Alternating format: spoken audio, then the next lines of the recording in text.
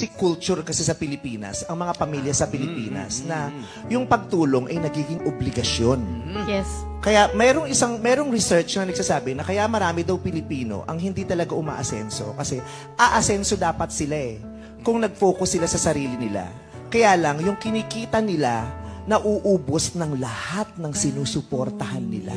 Kaya yung sarili niyang pag-asenso, hindi niya naituloy. Ang ending, lahat silang nanatili sa ganong level. Hindi siya nakaangat dahil yung pangpaangat niya sana, naubos ng lahat ng umasa sa kanya.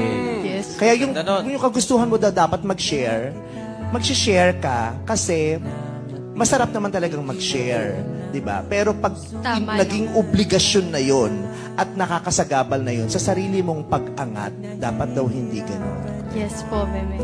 'Di ba?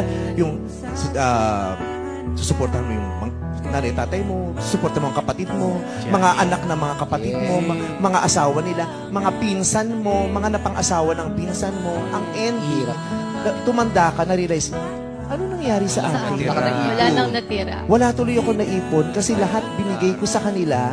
Tapos ngayon, ako nang may kailangan na hindi naman nila ako masusuportahan kasi may iba na rin silang sinusuportahan. Ang sakit-sakit.